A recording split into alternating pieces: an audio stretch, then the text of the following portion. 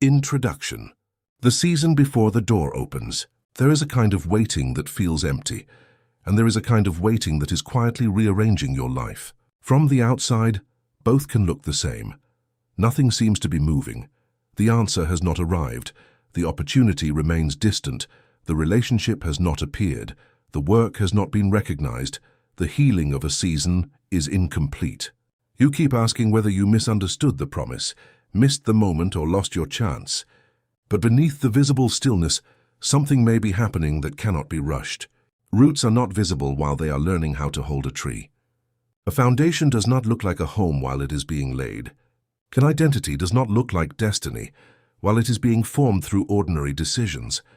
Divine timing is often misunderstood as a spiritual calendar on which God has already written the exact date of every desired outcome. People imagine that if they remain positive, obedient, or patient enough, life will eventually deliver the form they requested. But divine timing is deeper than delayed gratification. It is the meeting point between preparation, truth, circumstance, responsibility, and grace. It is the moment when what is arriving can be met by who you have become. This is why signs often appear before change. They prepare perception. They loosen old attachments. They expose what cannot travel with you. They give you time to strengthen the capacities the next season will require. The sign may arrive as restlessness. The life that once satisfied you begins to feel too small. It may arrive as repetition. The same instruction appears through different people and situations. It may arrive as removal. Something you depended on begins to leave. It may arrive as silence. The strategies that once produced results stop working, forcing you to listen differently. It may arrive as unexpected peace. You do not yet know what is coming, but you no longer feel compelled to force what is finished. The season before change can be confusing because the old life is losing authority before the new life has taken form. You are between identities. The language of yesterday no longer explains you, but tomorrow has not yet given you a name. This is where many people become impatient and return to what is familiar. They interpret uncertainty as failure. They force doors that are not ready. They settle for a smaller answer because it is available now. They abandon the preparation because preparation does not provide the emotional reward of arrival. But a life can be delayed by more than external timing. It can be delayed by internal unreadiness. You may pray for visibility while still depending on approval. You may pray for love while still confusing intensity with intimacy. You may pray for abundance while avoiding structure. You may pray for purpose while refusing the discipline of beginning small. You may pray for peace while repeatedly returning to environments that require self-betrayal. Divine timing is not only about when the door opens, it is about whether you can enter without abandoning yourself. This teaching will not ask you to wait passively. It will not tell you that every delay is sacred or that every disappointment must be accepted without examination. Some delays come from fear. Some opportunities are missed through inaction. Some closed doors require better preparation rather than mystical interpretation. The purpose is to teach you how to recognize the difference between a season of preparation and a pattern of avoidance. It is to help you understand why signs may intensify before your life changes, why old structures often become unstable, and why the answer may begin inside you before it becomes visible around you. If this teaching speaks to the season you are living, like this video and subscribe to this channel. Let this be a place you return to when waiting becomes louder than trust. You are not being asked to know the exact date. You are being asked to become faithful to the work of this season. Because when the time is right, the door does not only open, you recognize it. Chapter 1. The season you cannot rush. Every meaningful life contains seasons that cannot be accelerated without damaging what they are meant to produce. A seed can be forced open, but it will not become a tree. A conversation can be demanded before honesty is ready, but it may create defense rather than understanding. An opportunity can be accepted before skill has matured, but success may become pressure rather than expansion. The modern mind is uncomfortable with seasons because it has been trained by immediacy. Information arrives instantly. Messages cross distance in seconds. Products appear at the door. Entertainment fills silence before silence can reveal anything. This conditioning enters the spiritual life. You ask for direction and expect a clear answer by evening. You begin a practice and expect transformation by the end of the week. You make one courageous decision and expect the outer world to reorganize immediately. When change does not arrive, you assume the practice failed, the prayer was ignored, or the desire was wrong. But time is not always resistance. Sometimes time is the instrument through which depth is formed. The season you cannot rush may be teaching consistency without applause. It may be removing the identity that only acts when results are immediate. It may be showing you whether your desire is rooted in truth or emotional urgency. Consider how many things you once wanted intensely, but no longer desire. Time did not betray you. Time clarified you. A delay can separate a genuine calling from a temporary reaction. It can expose whether you want the work or only the recognition attached to it. It can reveal whether you love the person or the feeling of being chosen. It can show whether you seek wealth in order to serve and build, or to silence an old wound of inadequacy. This does not mean you should distrust desire. Desire can be a form of direction, but unexamined desire often asks the future to repair the past. You may want success, so no one can dismiss you again. You may want a relationship, so loneliness can no longer accuse you. You may want spiritual power, so uncertainty cannot touch you. You may want a new life without grieving the old identity that created the current one. The season you cannot rush invites you to separate the true desire from the burden placed upon it. Ask, what am I expecting this future to prove about me? If the answer is worth, lovability, intelligence, goodness, or belonging, then the waiting season may be returning you to a truth that must not depend on the outcome. You can still pursue the goal, but you must stop asking it to become your identity. A season cannot be rushed when its purpose is not merely to change circumstances, but to change your relationship with yourself. This is why the same length of time can produce different outcomes in different people. One person waits and becomes bitter. Another waits and becomes prepared. One person uses delay to rehearse rejection. Another uses it to develop skill. One person freezes. Another listens, adjusts, and continues. The difference is not always faith, it is participation. A mature waiting season contains movement, even when the main result is absent. You learn. You organize. You heal what would otherwise contaminate the next chapter. You strengthen relationships that matter. You reduce obligations that consume the attention your future will require. You practice carrying small responsibility well. You stop pretending that the arrival of one event will solve every internal conflict. There is a question that can reveal whether you are honoring the season. If the answer arrived tomorrow, what part of me would struggle to carry it? Do not answer with shame. Answer with precision. Perhaps you would struggle to manage time. Perhaps visibility would intensify insecurity. Perhaps intimacy would expose your difficulty receiving love. Perhaps money would magnify disorganization. Perhaps freedom would reveal that you have not learned self-direction. The answer is not proof that you are unworthy. It is an invitation to prepare. The season you cannot rush is not an empty hallway. It is a workshop. And the work is not to become perfect before life can bless you. The work is to become more available, more stable, and more truthful than you were when you first asked. Chapter 2. Preparation before arrival. Many answers arrive first as assignments. You ask for a new chapter, and life gives you something to learn. You ask for a larger platform, and life gives you a small audience that tests whether you can serve without recognition. You ask for abundance, and life gives you a budget, a skill, a responsibility, or a chance to create value. You ask for partnership, and life reveals where you still abandon yourself in order to be chosen. You ask for peace, and life places a boundary in front of you. People often miss these answers because they are looking for outcomes rather than preparation. They expect the sign to say, "It is coming," but the sign says, "Become ready." Preparation has a humble appearance. It rarely feels like destiny.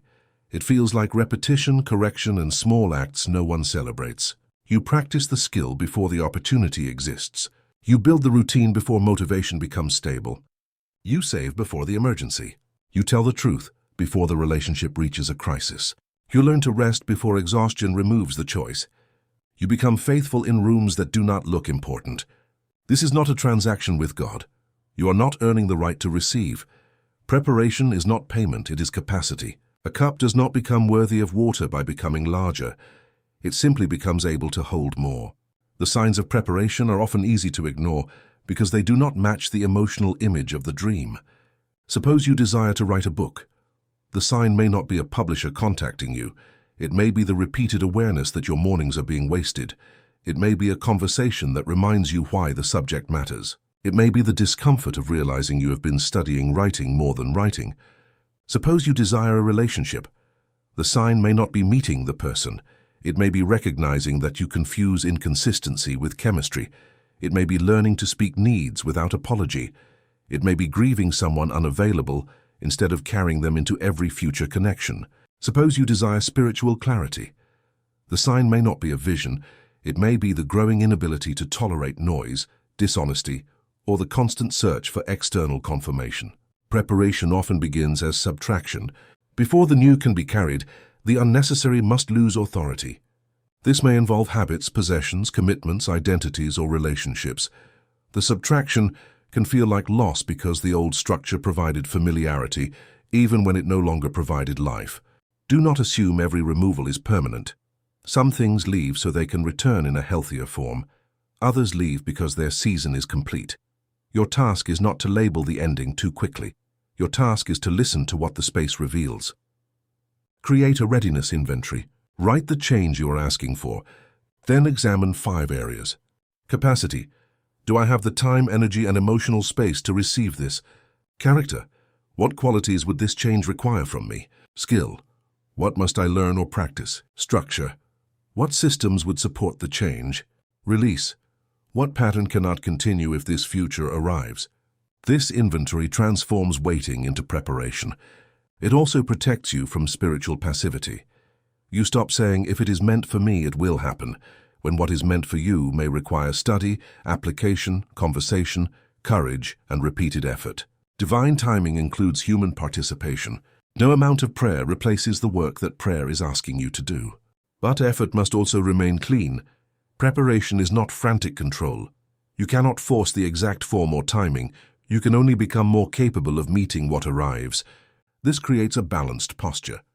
I will work without worshipping my work. I will prepare without pretending I control every outcome. I will listen without waiting for certainty to remove courage.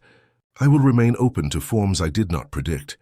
Preparation before arrival is an act of faith because it invests in a future not yet visible. Each day you become a quiet vote for the life you say you want. And over time, the answer may begin to recognize you before you recognize it.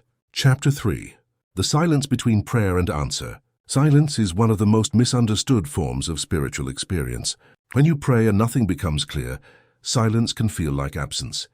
You begin to question whether you are heard, whether your request is wrong, or whether you have failed some invisible test. The mind fills silence quickly. It invents explanations. God has forgotten me. I missed my chance. Everyone else is moving. My life is late. The answer will never come.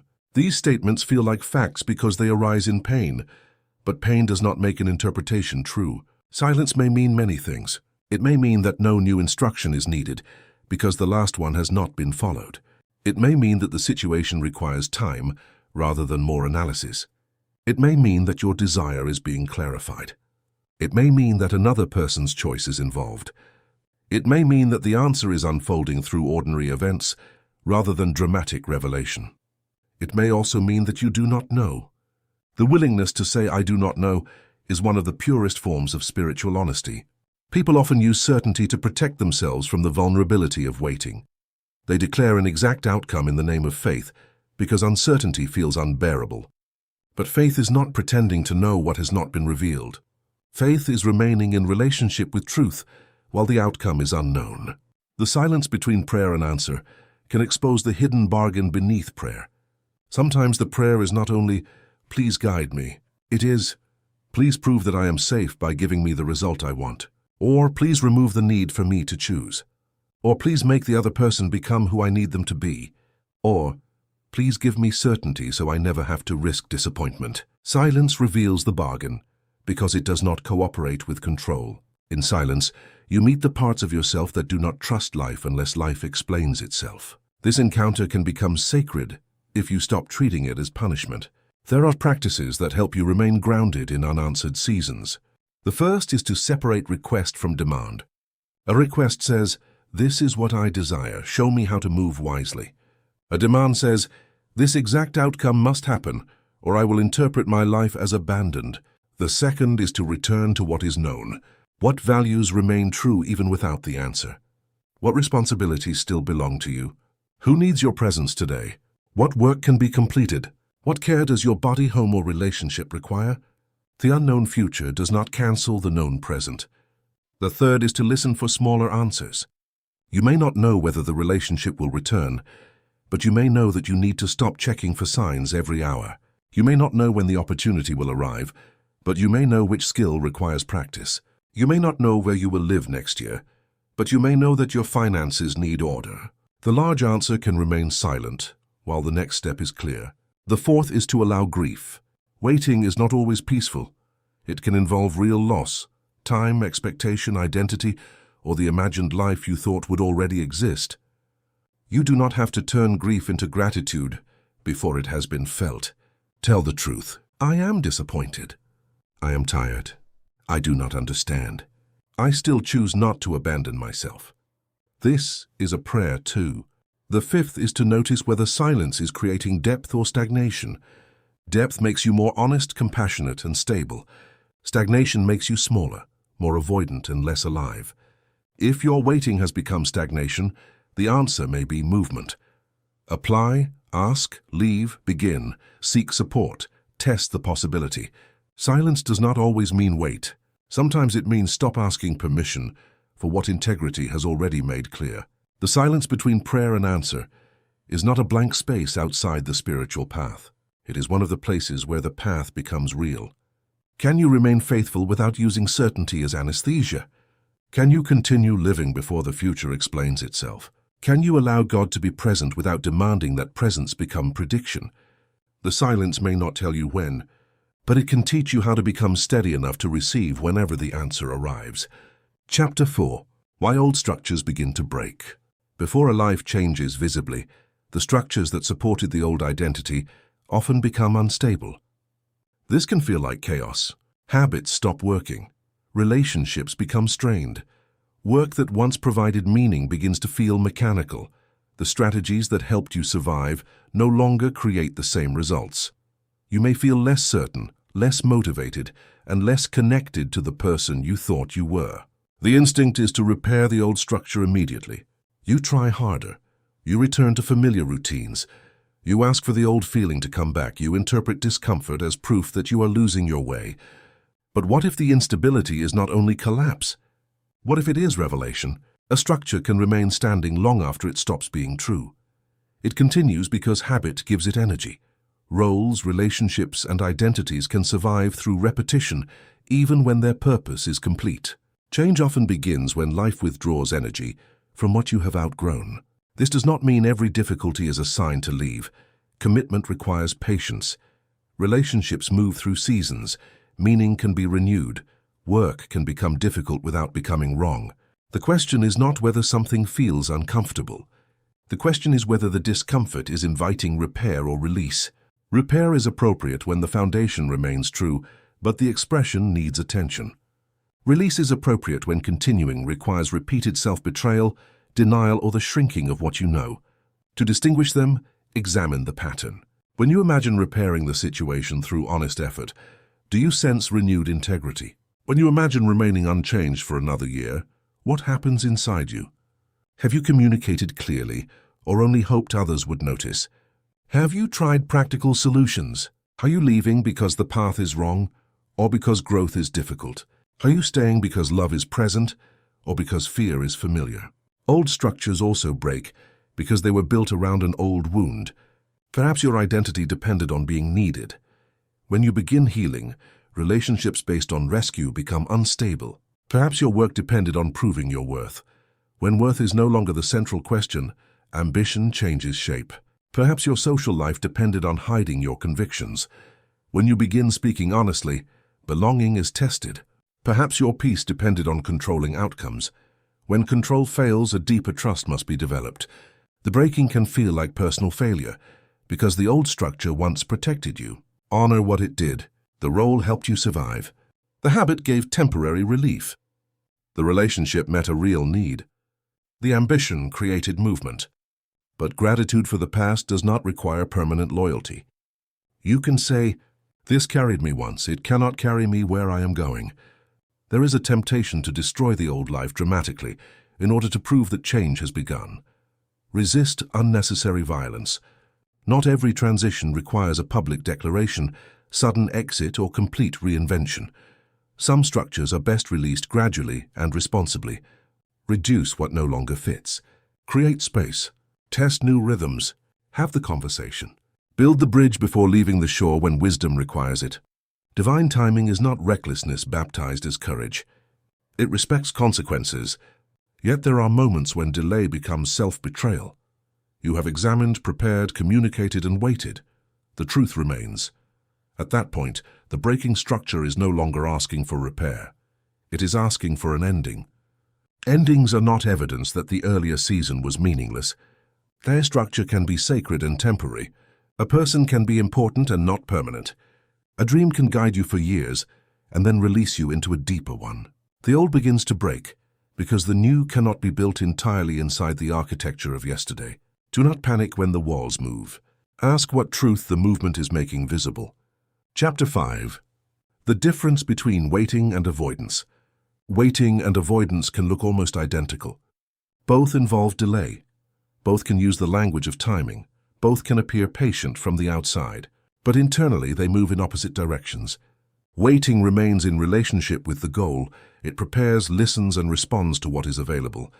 Avoidance uses uncertainty to escape the discomfort of action. Waiting says, "I cannot control the outcome, but I can honor the next step." Avoidance says, "I will not move until the outcome is guaranteed." Waiting develops capacity. Avoidance protects the current identity. This distinction matters because many people call fear divine timing. They say, "I am waiting for a sign," when the sign has already been clear. They say, "I'm trusting the process," while refusing to submit the application, begin the work, set the boundary, or ask the question. They say it will happen when it is meant to, because this phrase protects them from discovering what effort might reveal. Avoidance is not always laziness. It can be intelligent and well organized. It can involve endless research, planning, spiritual practice, and preparation. The question is whether preparation is producing contact with reality. Are you testing the idea? Are you receiving feedback? Are you allowing yourself to be seen? Are you making decisions? Or are you building a beautiful waiting room? There are signs that waiting has become avoidance. You keep asking the same question after receiving the same answer. You consume more information, but take no new action. You change plans whenever commitment becomes emotionally real. You interpret every obstacle as proof that the timing is wrong. You wait for confidence instead of allowing action to create it. You speak about the future more than you practice for it. You feel temporary relief whenever you postpone. Relief is important evidence. If delaying immediately reduces anxiety, the delay may be functioning as avoidance. This does not mean you should force action without wisdom. It means you should examine what the delay is protecting. Perhaps it protects you from failure. Perhaps from success and the responsibility it brings. Perhaps from judgment. Perhaps from grieving an identity that cannot survive the next step. Ask, what would become emotionally real if I acted today? The answer often reveals the threshold. There are also signs that waiting is genuine. You are completing the preparation available now. The next step depends on information, resources, consent, or timing that is not yet present. Forcing movement would violate safety, ethics, or practical reality. The desire remains stable without consuming your entire identity. You can continue living while the answer develops. Your waiting produces patience rather than paralysis. Genuine waiting has texture. It contains work, rest, listening, and adjustment. Avoidance is repetitive. It circles the same fear. Use the 2-clock practice. Draw 2 clocks on a page. On the first, write what is not in your control. Another person's decision, market conditions, the exact date, the final outcome, the pace of healing, or the arrival of an opportunity. On the second, write what is in your control today.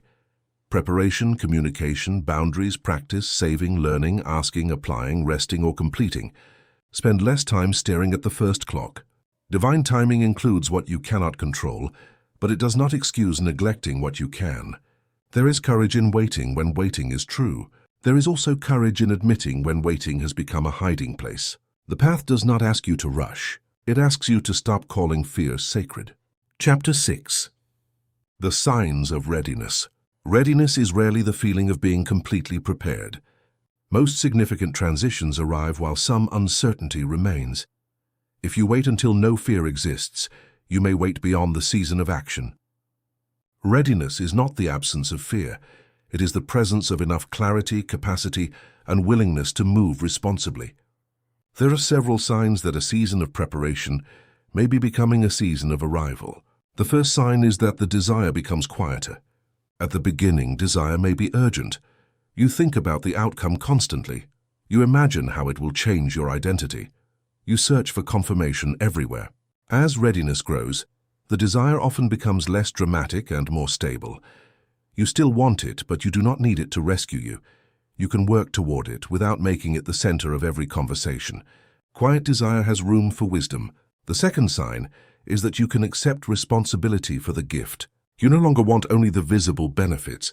You understand the maintenance, discipline, sacrifice, and service involved. You want the relationship and the communication it requires. You want the work and the repetition behind it. You want the money and the stewardship attached to it. You want the platform and the responsibility of influence. Readiness includes consent to the unseen weight.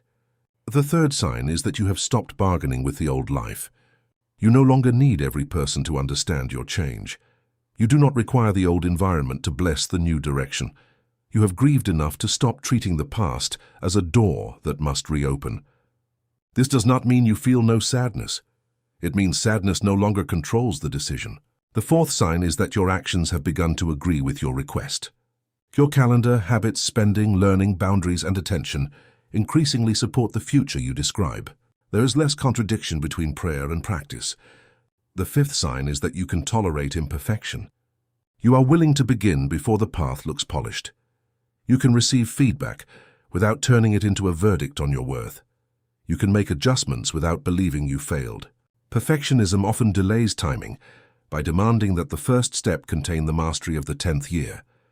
The sixth sign is that you can release the exact form. You know the quality you seek, but you are less attached to one route.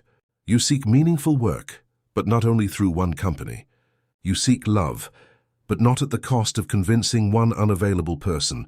You seek spiritual depth, but not through one dramatic experience. You seek abundance, but remain open to the skills, collaborations, and forms through which it may arrive. Release expands recognition. The seventh sign is that peace remains after excitement fades. Excitement is beautiful, but unstable. Readiness has a deeper tone. It may coexist with fear, but it does not depend on adrenaline. After sleep, prayer, practical examination, and honest counsel, the direction remains. The eighth sign is that life begins bringing matching opportunities, conversations, or resources. These external signs do not guarantee the outcome, but they may indicate that the preparation now has a place to move. You notice that the skills you developed are suddenly relevant. A person appears who understands the work. An opening becomes available. A former obstacle changes. The important thing is not to turn this into frantic confirmation. Opportunity still requires evaluation. The ninth sign is that not acting begins to cost more than acting. The pain of remaining divided becomes greater than the fear of change. You realize that waiting is no longer protecting wisdom. It is protecting familiarity. This is often the threshold. Ask yourself, what has become stable in me that was not stable when I first asked? What am I now willing to carry that I once wanted only to receive? What exact form am I finally willing to release? What action has become more honest than delay? Readiness is not a certificate handed down from heaven. It is a convergence. Your inner agreement, practical preparation, and available opportunity begin to meet. And when they do, divine timing feels less like magic and more like recognition.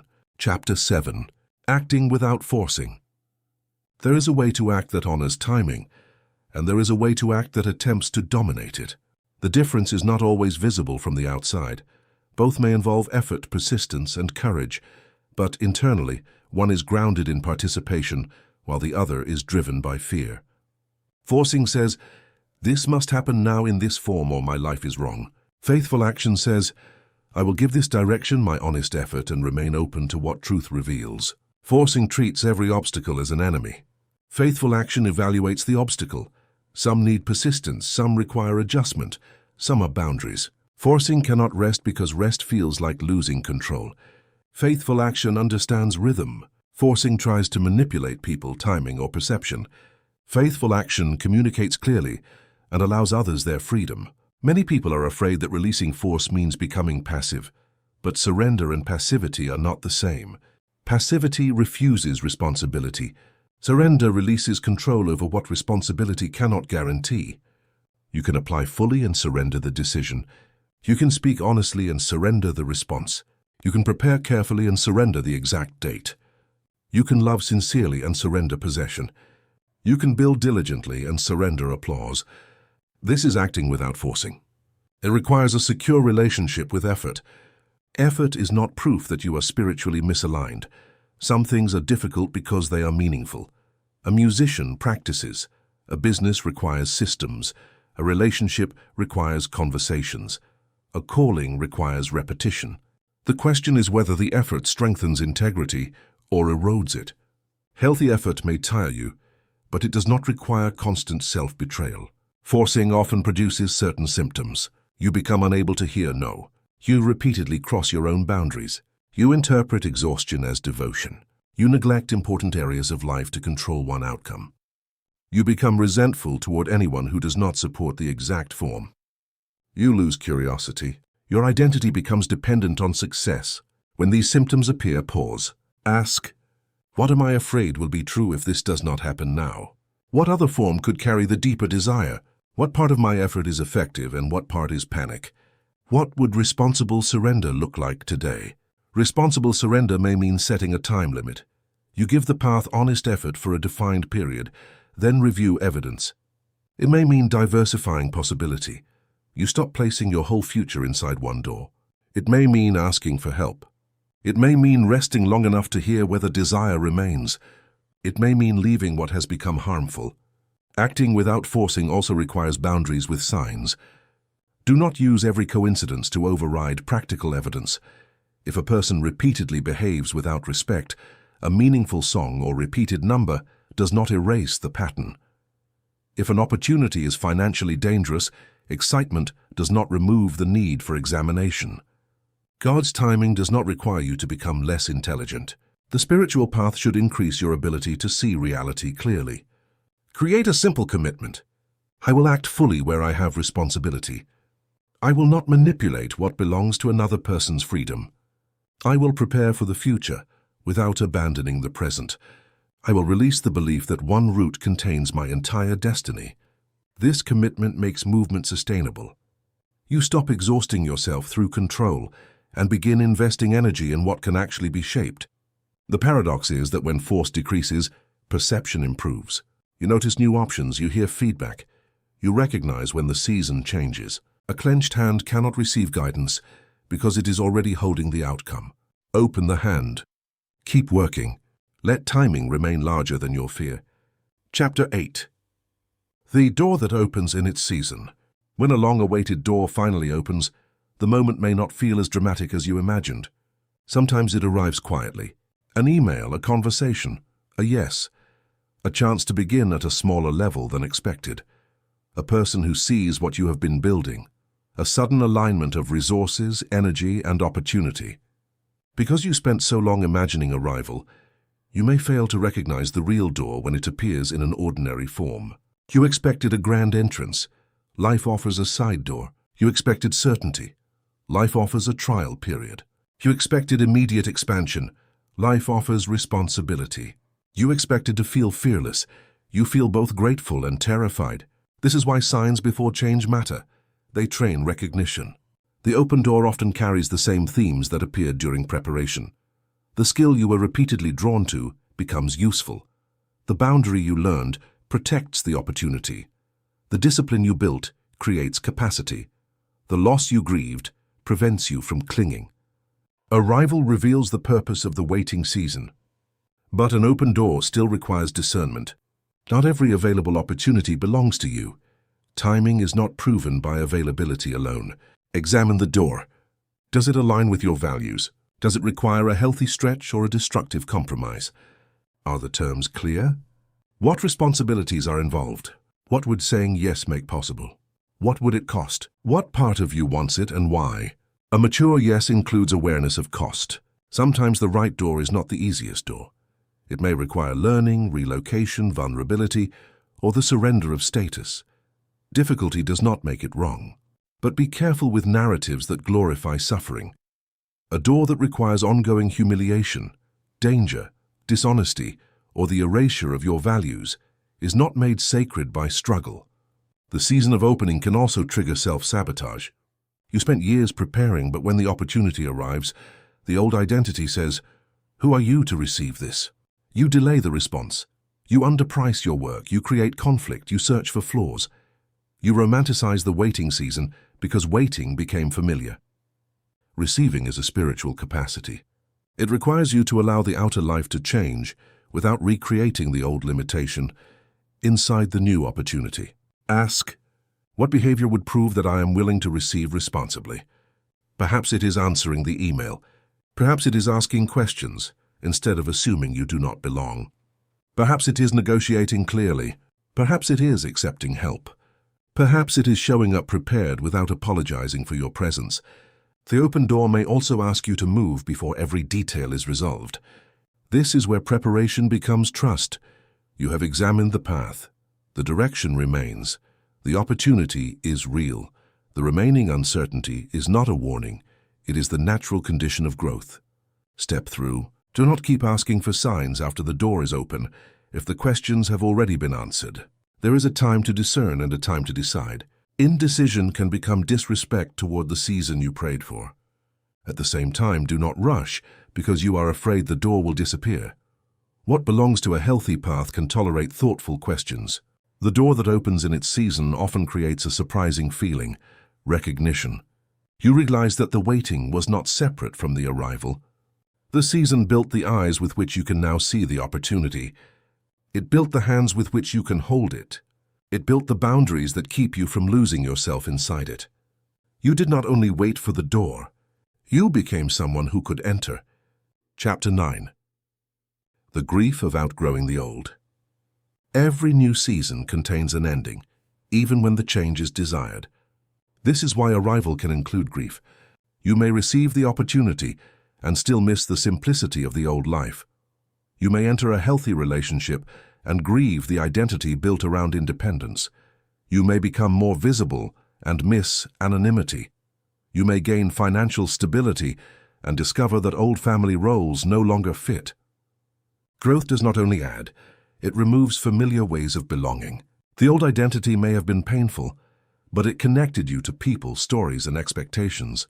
When you change, those connections are renegotiated. Some people celebrate you. Some become uncomfortable. Some try to return you to the role they understand. Some leave. This can make you question the timing. You think, if this change is right, why does it hurt? Because truth can heal and still create loss. You are not only leaving circumstances, you are leaving versions of yourself.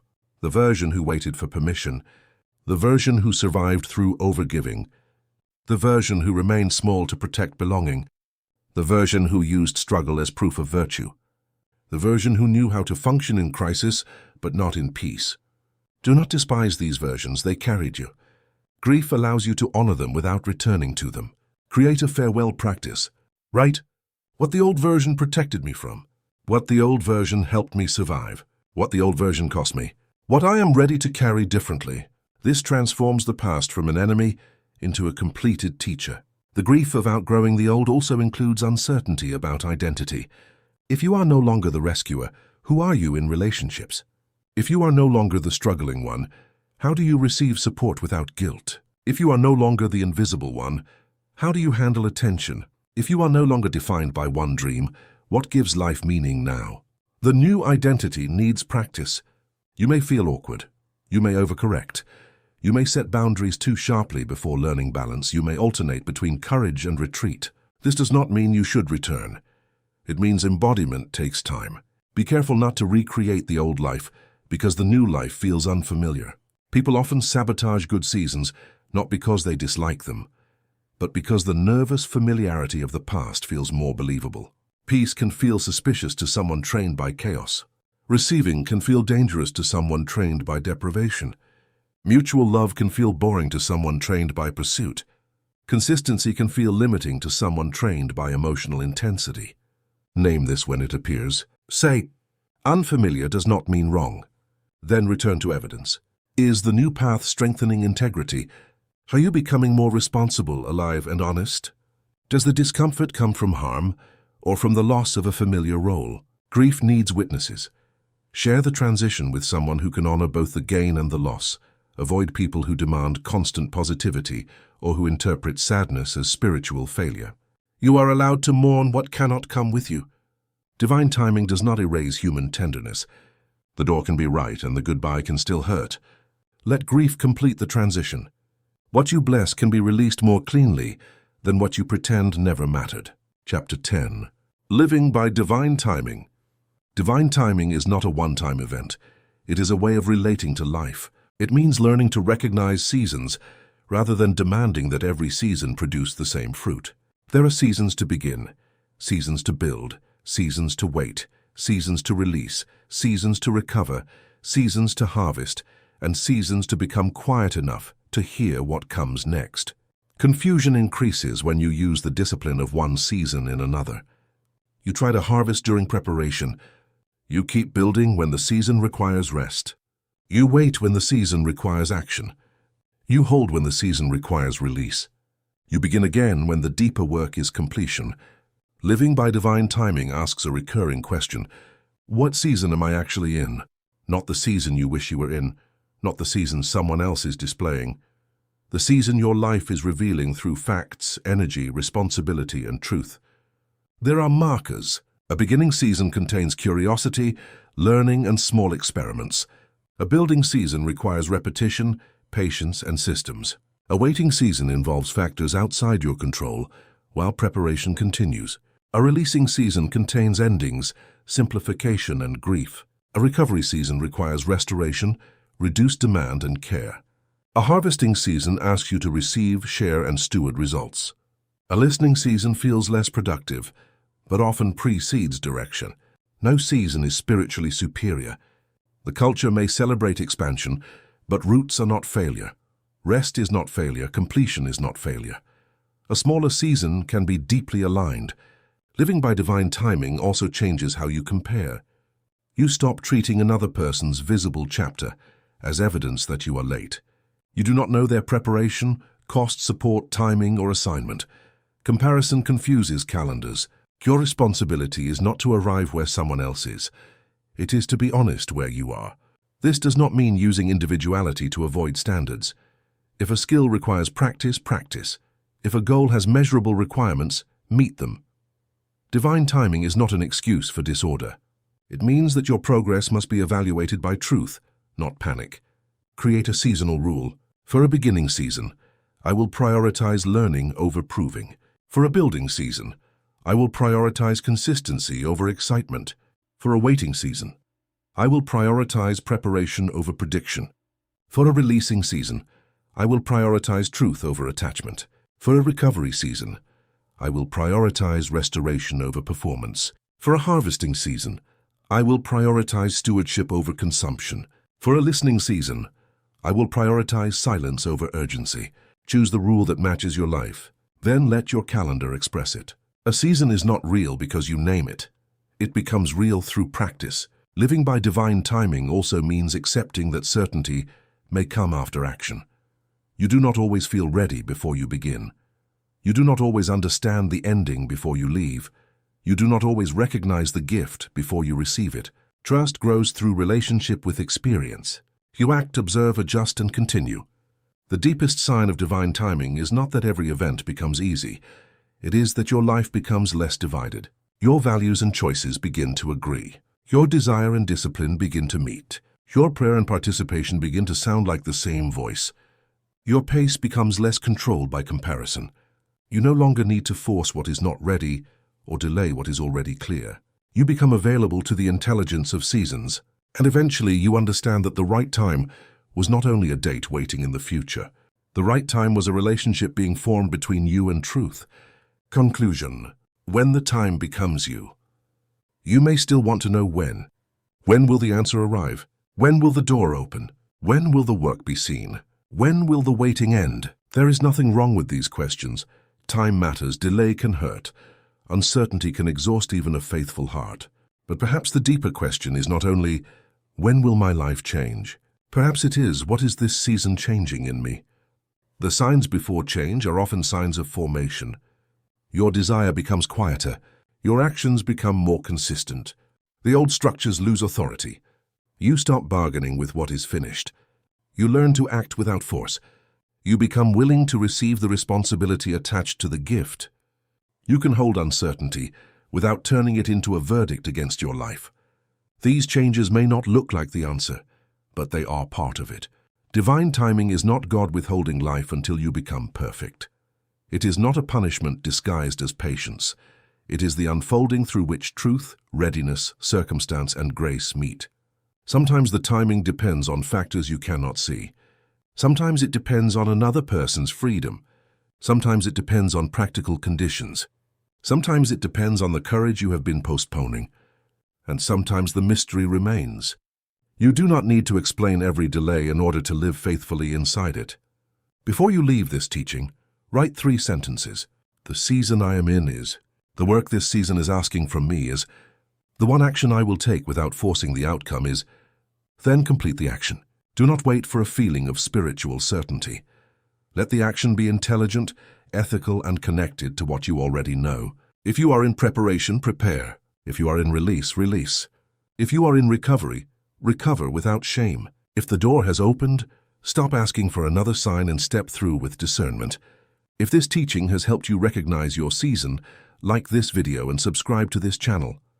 Share it with someone who is interpreting waiting as abandonment and needs to remember that an unseen season can still be alive. Your life is not late because it does not resemble someone else's calendar. You are not forgotten because the answer is still developing. But you are responsible for what this season has placed in your hands. Use the silence. Honor the preparation. Release the form you cannot control. Strengthen the capacity the future will require. And when the time arrives, you may discover that the greatest miracle was not only that the door opened, it was that you had become the person who could recognize, receive, and remain whole inside what you once only knew how to ask for.